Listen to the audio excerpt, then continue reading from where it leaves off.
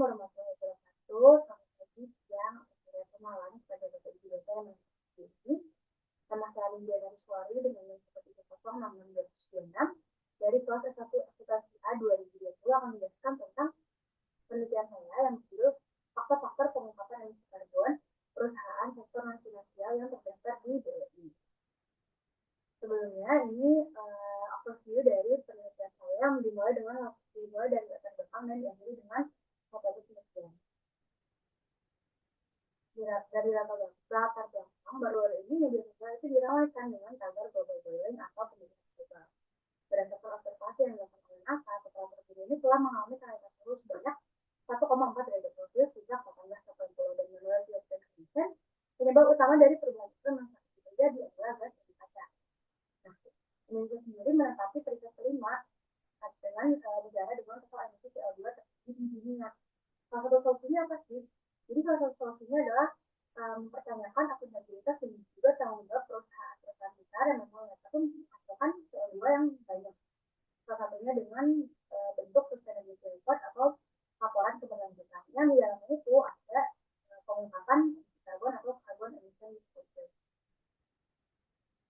Nah, sustainability report itu apa sih? Jadi sustainability report adalah laporan yang merupakan dokumen yang diterbitkan secara berkala oleh perusahaan dengan tujuan untuk menginformasikan tentang kinerja perusahaan serta dampaknya dalam konteks keberlanjutan. Di Indonesia sendiri sustainability report itu sudah diwajibkan melalui peraturan lanjutan nomor 51 tahun 2017 tentang ASP.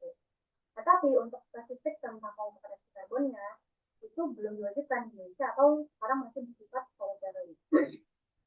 Tapi banyak peneliti juga salah satunya Simawara et al. Di tahun 2022 mengatakan bahwa meskipun pengungkapan emisi karbon masih dalam proses sukarela di Indonesia, perusahaan yang mengungkapkan ini memiliki nilai tambah di mata investor baik dalam maupun luar negeri. Untuk isu-isu lingkungan ini mulai digemari gitu ya di kalangan ekonom itu ketika mulai di tahun 1997 dengan pembentukan yang namanya GRI atau Global Reporting Initiative. Jadi lembaga ini tuh dibentuk dengan tujuan untuk mengembangkan mekanisme akuntabilitas yang digunakan untuk memastikan perusahaan mematuhi prinsip-prinsip perilaku lingkungan yang bertanggung jawab yang kemudian cara ini memperluas lagi hingga mencakup aspek-aspek sosial, ekonomi, dan juga teknis. Kenapa saya sebut GRI ini? Karena nanti GRI saya akan menggunakan salah satu GRI sebagai proxy variabel di penelitian ini. Dan mengapa juga saya mengambil proxy tersebut? Karena memang 80% perusahaan di Indonesia telah menggunakan standar GRI berdasarkan laporan yang dikeluarkan oleh LSC. Nah, ada namanya lembaga yang memang dia konsennya sama lingkungan, yaitu namanya Private Sector. Mereka ini bilang bahwa kebijakan Indonesia terkait perubahan ini sangat tidak memadai, padahal Indonesia tuh tadi peringkat kelima loh dengan CO2 tertinggi ya, tapi ternyata kebijakan Indonesia, kebijakan pemerintahannya terkait perubahan ini tidak memadai sehingga kita tuh cukup banyak sekarang polusinya, CO2-nya, dan lain-lain. Nah, itulah yang salah satu yang melatar belakangi kenapa saya mengambil ini. Lalu latar belakang itu adalah dari teoritisnya. Setelah saya kulik-kulik hasil penelitian yang terdahulu ini hasilnya bervariasi sehingga terjadi inkonsistensi untuk penelitian terkait faktor-faktor yang mempengaruhi pengungkapan emisi karbon. Berikut adalah pertanyaan dan juga tujuan penelitian. Yang tiga, yang pertama, apakah ukuran perusahaan berpengaruh terhadap pengungkapan emisi karbon perusahaan pada lingkungan sosial, dan dengan tujuannya adalah mengetahui apakah ukuran perusahaan berpengaruh terhadap pengungkapan emisi karbon perusahaan pada sektor sosial. Lalu yang kedua adalah coverage, dan yang ketiga adalah tentang kepemilikan manajerial. Manfaat ini terbagi dua, ada teoritis dan juga ada manfaat praktis. Yang pertama, teoritis, penelitian ini diharapkan dapat membantu memperjelas pengaruh ukuran perusahaan, coverage, dan juga kepemilikan manajerial terhadap pengungkapan emisi karbon. Dan yang kedua adalah penelitian ini diharapkan dapat memperkaya literatur dalam bidang keuangan serta lingkungan. Lalu manfaat praktisnya diharapkan dapat membantu perusahaan-perusahaan Indonesia, terutama yang menghasilkan emisi karbon tinggi, agar lebih aktif dalam bertanggung jawab dan mengurangi untuk mengurangi dampak operasi perusahaan terhadap kondisi. Untuk kajian teori, di sini saya memakai dua teori. Yang pertama adalah teori kepentingan atau stakeholder theory, dan juga teori legitimacy atau legitimacy theory. Yang pertama, tentang teori kepentingan. Jadi teori ini pertama kali diperkenalkan sama Robert Edward Freeman di tahun ini menekankan bahwa manajemen organisasi harus mempertimbangkan aspek etika bisnis dan juga nilai moral dalam mengelola perusahaannya. Langkah-langkah seperti pengungkapan informasi telah diidentifikasi sebagai salah satu cara implementasi untuk meningkatkan hubungan baik dengan para kelompok ini. Lalu yang kedua tentang teori legitimasi. Jadi dalam teori legitimasi ini, mereka tuh mengatakan bahwa suatu organisasi pasti akan berupaya untuk memastikan bahwa kegiatan yang dilakukan ini sejalan dengan norma sosial yang berlaku di sekitar perusahaannya. Terus juga perusahaan dapat memastikan legitimasinya dengan memenuhi harapan publik melalui outcome yang dihasilkan, sehingga dapat mengurangi kemungkinan ancaman rujukan dari ini. Lalu variabel-variabel penelitian yang digunakan dalam metode ini ada tiga. Yang pertama variabel dependennya dulu, yaitu adalah pengungkapan emisi karbon yang dimana hal ini merupakan praktik di mana sebuah entitas menginformasikan atau mengungkapkan jumlah emisi gas rumah kacanya yang dihasilkan sebagai hasil dari aktivitas. Lalu variabel independen yang pertama adalah ukuran atau yang dijadikan sebagai selesai, merupakan sebuah indikator yang mencerminkan jumlah sumber daya yang dimiliki oleh suatu entitas. Lalu leverage ini dapat mencerminkan jumlah total aset perusahaan dan juga risiko keuangan yang mungkin membagi perusahaan dengan berbeda. Lalu yang terakhir adalah pertimbangan manajerial yang merupakan perbandingan antara jumlah kepemilikan saham oleh pihak manajemen dari perusahaan. Nah ini hasil-hasil penelitian yang tadi sudah saya sedikit di laman belakang, memang banyak hasilnya gitu ya, hasilnya yang konsistensi, ada yang tidak berpengaruh, ada yang berpengaruh, ada yang positif, ada yang juga berpengaruh negatif. Untuk pengembangan hipotesis yang pertama adalah ukuran perusahaan berpengaruh terhadap pengumpulan karbon. Hipotesis yang kedua, leverage berpengaruh terhadap pengumpulan karbon. Dan hipotesis ketiga adalah kepemilikan manajerial berpengaruh terhadap pengumpulan karbon. Berikut untuk kerangka konseptualnya. Lanjut ke metode penelitian. Yang pertama, unit analisis dalam penelitian ini adalah data dan informasi keuangan serta lingkungan yang berasal dari BI dan konsentrasi perusahaan. Lalu dengan teknik pengumpulan datanya adalah dokumentasi data-data yang diperlukan melalui website perusahaan atau BI. Lalu populasi di perusahaan ini adalah perusahaan sektor non-finansial terdaftar di Bursa Efek Indonesia periode 2021 sampai 2023. Nah, ini ada struktur koreksi. Populasinya tidak berjumlah 662 perusahaan, tetapi 305 perusahaan. Nah, samplingnya setelah dilakukan sampling, dapatlah jumlah sampel penelitian yaitu 52 perusahaan. Dikali 3 jadinya 136 karena ada 3 periode. Lalu operasi dengan satu variabel yang pertama dari variabel dependensi dulu. Berikut adalah 10 kriteria yang digunakan untuk menilai pengungkapan emisi karbon perusahaan. Ini saya ambil dari GRI, standar GRI 305 dan juga standar GRI 103. Yang berjumlah ada 10 indikator. Bila perusahaan itu mengungkapkan nilai minimum perusahaan itu adalah 1 dan nilai maksimum perusahaan untuk dinilai untuk variabel ini adalah 10. Lalu variabel independennya yang pertama ukuran perusahaan yaitu dengan logaritma natural dari total aset. Untuk leverage itu dari BAR atau total debt to total asset. Dan yang pertimbangan manajerial adalah number of share on the manager dibagi dengan number share outstanding. Ini ada teknik analisis data, kemudian pakai metode kuantitatif dengan data sekunder. Faktornya adalah IGM SPSS statistik 26. Untuk analisis statistik deskriptifnya, saya memakai rata-rata, standar deviasi, maksimum, dan juga minimum. Terus juga ujian kuantitatifnya ada normalitas, multikolonialitas, heteroskedasitas, dan juga autokorelasi. Untuk analisis regresi linear perjanjiannya, analisis regresi linear perjanjian ini digunakan untuk mengevaluasi hubungan antara variabel dependen dengan lebih dari satu variabel independen dengan persamaannya seperti yang ada di luar. Lalu jenis aplikasinya adalah uji T, uji F, dan juga analisis koefisien dependen. Ini masuk ke pembahasan bab 4 dan bab 5. Yang pertama tadi analisis statistik deskriptif terlebih dahulu. Jadi ini analisis statistik deskriptif untuk variabel ukuran perusahaan. Saya mengambil di sini ada total aset dan juga ukuran perusahaan juga. Kenapa dimasukin ke aset ini? Karena untuk lihat apa sih gitu asalnya dari si ukuran perusahaan. Nah, berdasarkan hasil tersebut, sektor non finansial menentukan pertumbuhan aset yang signifikan dari 2021 sampai 2023.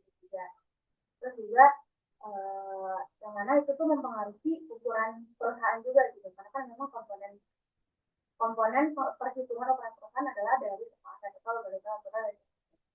Nah, PT Astra International ini konsisten sebagai perusahaan dengan total aset tertinggi, sedangkan PT Pira, Astra ITBK atau Pira tetap terendah. Terus, setelah dilihat pertumbuhan terbesar ini dicatat oleh PT Merdeka Copper Group dengan peningkatan asetnya sebesar 234% di tahun 2023. Terus juga ada peningkatan standar deviasi yang menunjukkan bahwa perusahaan dengan semakin lebar gitu ukuran perusahaan yang jarak antara perusahaan yang asetnya besar dan juga yang asetnya kecil yang akan mempengaruhi standar deviasi. Terus juga rata-rata total aset dan ukuran perusahaan menunjukkan tren yang positif dengan peningkatan jumlah perusahaan yang memiliki ukuran di atas rata-rata industri dari 46% di 2021 menjadi 48% di 2022 dan 2023. Berarti dalam periode 3 tahun periode penelitian ini perusahaan-perusahaan makin banyak yang total asetnya itu bertambah. Nah, selanjutnya ada variable leverage. Variable leverage karena komponennya adalah total liabilitas sama total aset. Saya masih tinggal di sini. Ini tabel ini menunjukkan analisis deskriptif mengenai total liabilitas, total aset, dan juga leverage atau debt to asset ratio dari 2021 sampai 2023. PT Astra International itu memiliki total liabilitas tertinggi, tadi aset juga tertinggi, sekarang total liabilitas pun tertinggi. Lalu untuk PT Mitra Basara Segara Sejati memiliki total liabilitas pada di 2021. Kebalikannya dari AIG. Total perusahaan, total aset perusahaan cenderung meningkat dengan yang sama seperti yang sebelumnya. PDKA ini mencatat peningkatan terbesar yaitu di tahun 2023. Setelah itu, tren peningkatan rata-rata total aset dan liabilitas serta penurunan dana terjadi.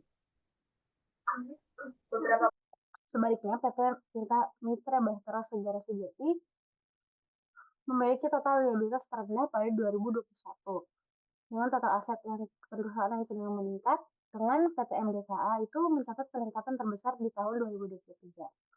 Selain itu, peningkatan rata-rata total aset dan liabilitas serta penurunan DAR terjadi.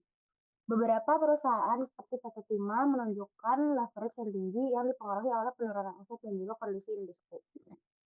Terakhir, jumlah perusahaan dengan DAR di atas rata-rata sektor menurun, menandakan perusahaan-perusahaan itu semakin berupaya untuk menurunkan tingkat leverage. Dan itu kepemilikan manajerial. Jadi tabel di sini menyajikan analisis deskriptif mengenai kepemilikan saham oleh manajer, saham beredar, dan juga kepemilikan manajerial dari 2021 hingga 2023. PT Adara Energi memiliki kepemilikan saham oleh manajer tertinggi, meskipun menurun di tahun 2023. Selanjutnya, beberapa perusahaan tidak memiliki kepemilikan saham oleh manajer, dengan standar deviasi kepemilikan saham oleh manajer konstan di tahun 2021 sampai 2022. Dan meningkat di tahun 2023. Total saham beredar tertinggi dimiliki oleh Adro di tahun 2021 dan juga PT Avian di tahun 2022 sampai 2023. Lalu PT Jembo Cable Company memiliki saham beredar terendah selama 3 tahun berturut-turut. Dan kepemilikan manajer tertinggi menurun dengan beberapa perusahaan memiliki kepemilikan manajerial di angka 0. Dan juga standar deviasi kepemilikan manajerial menurun setiap tahun. Lalu analisis statistik deskriptif yang terakhir adalah pengungkapan emisi karbon. Tabel ini menunjukkan hasil uji statistik deskriptif untuk pengungkapan emisi karbon dari 2021 sampai 2023. Nilai tertinggi PEK mengalami tren penurunan dari 10 di tahun 2021 menjadi 8 di 2022 dan 27 di tahun 2023, dengan nilai minimumnya tetap 1 di setiap tahunnya. Standar deviasi tidak berubah, menunjukkan variasi data yang tidak signifikan karena memang kecil. Dengan mayoritas perusahaan memiliki pengungkapan emisi karbon serupa.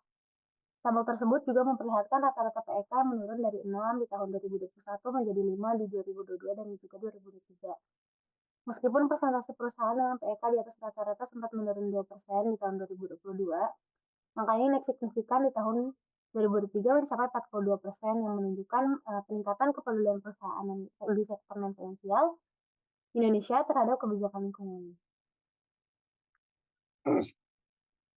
Lalu selanjutnya adalah uji normalitas. Uji normalitas di sini menunjukkan angka signifikansi 0,2 yang dimana itu lebih besar dari lebih besar dari 0,5 yang dimana hasil ini menunjukkan bahwa data tersebut berdistribusi dengan normal. Lalu uji multikolinialitas dengan nilai tolerance dan juga VIF-nya tolerance lebih dari 0,01, VIF kurang dari 10, yang menandakan bahwa data-data itu tidak mengalami multikolinialitas. Lalu yang selanjutnya uji heteroskedastisitas menggunakan range experiment. Untuk semua variabel memiliki nilai signifikansi di atas 0,05. Makanya data-data di penelitian ini terbebas dari gejala heteroskedastisitas atau mengalami yang namanya homoskedastisitas. Lalu ada uji autokorelasi yang melihat dengan data Durbin-Watson. Karena data dari Durbin-Watson ini nilainya didapat berada di antara nilai DU dan juga 4-DU, maka dikatakan bahwa tidak data ini tidak mengalami autokorelasi. Lalu ada analisis regresi, ini ada persamaan regresinya, yang berarti yang pertama nilai konstanta berjumlah minus 64,28 yang mencerminkan bahwa variabel pengukuran emisi karbon sebagai variabel dependen bernilai minus 6,428 bila variabel independen bernilai 0 atau konstan. Lalu yang kedua adalah regresi variabel ukuran perusahaannya itu bernilai positif sebesar 0,387 yang menandakan kalau misalkan ada kenaikan variabel UP atau ukuran perusahaan sebesar 1, maka akan meningkatkan variabel PEK sebesar 0,387 kali. Dengan asumsi variabel lainnya sama atau enggak. Lalu untuk variabel selanjutnya itu left edge bernilai negatif 0,263 yang menandakan kalau misalkan leftnya naik 1, maka akan menurunkan variabel PEK-nya sebesar 0,263.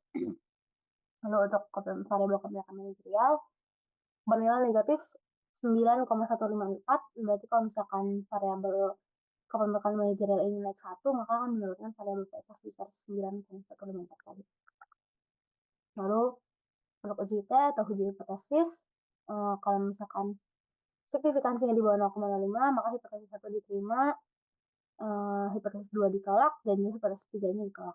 Lalu uji F itu berdasarkan tabel ANOVA, nilai signifikansinya adalah 0,001, yaitu di bawah 0,05, yang berarti model penelitian yang diajukan dapat digunakan dan juga kelayakannya terjamin. Lalu yang terakhir adalah analisis koefisien determinasi.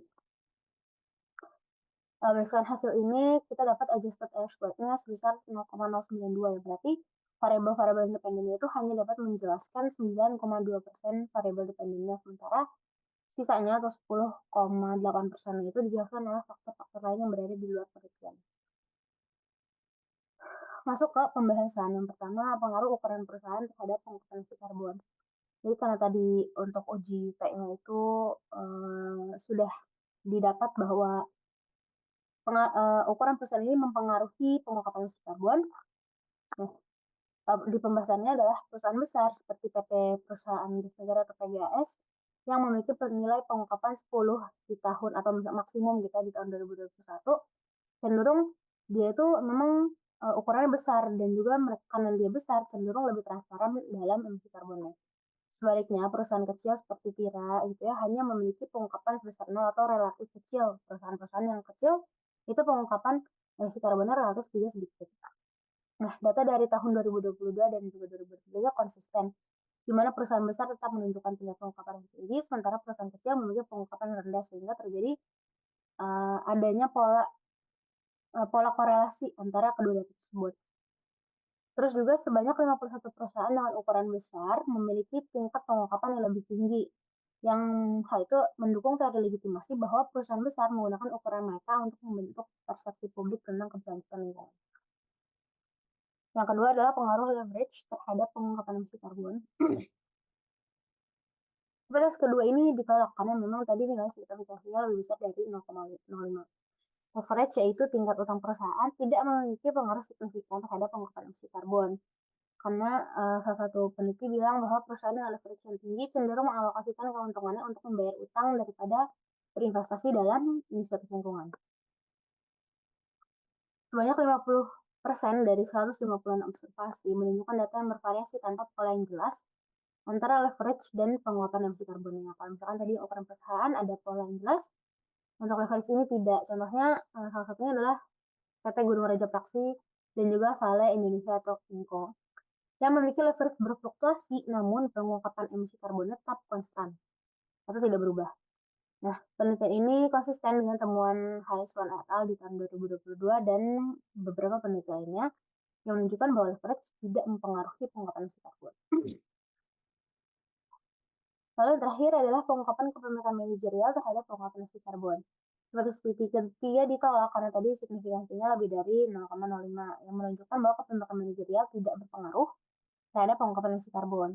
Kepemilikan manajerial yaitu saham yang dimiliki oleh manajemen tidak mempengaruhi keterlibatan si manajemen ini dalam pengungkapan emisi karbon yang sejalan dengan teori pemangku kepentingan. Nah, penelitian ini juga mendukung temuan Salihah et al. 2021 yang juga menunjukkan bahwa kepemilikan manajerial tidak mempengaruhi pengungkapan emisi karbon. Manajemen lebih fokus pada peningkatan kinerja keuangan secara keseluruhan daripada untuk pengungkapan emisi karbon. Dan berdasarkan hasil analisis statistik deskriptif, data bervariasi tanpa pola yang jelas antara kepemilikan manajerial dan pengungkapan emisi karbon. Contohnya adalah, salah satu contohnya itu jumlah pengungkapan yang konstan meskipun kepemilikan manajerial menurun.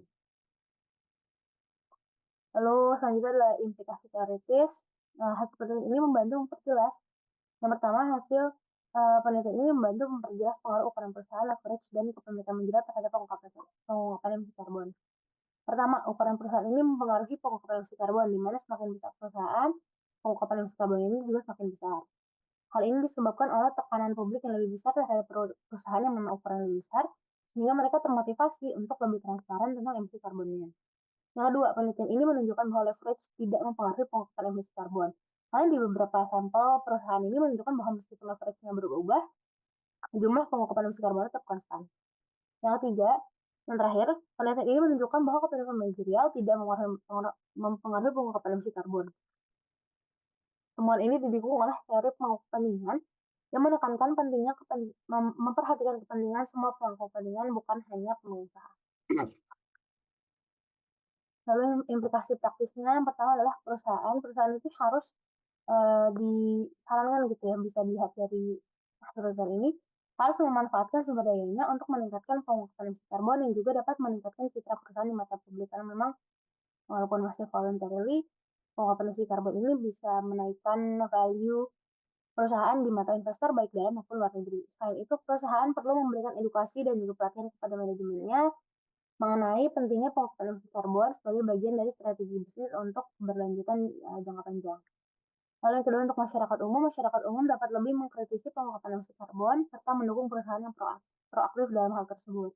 Karena kesadaran masyarakat akan pentingnya transparansi lingkungan ini dapat mendorong perusahaan-perusahaan ini untuk lebih bertanggung jawab, karena memang yang menghasilkan CO2 terbanyak pastinya big perusahaan corporation yang besar.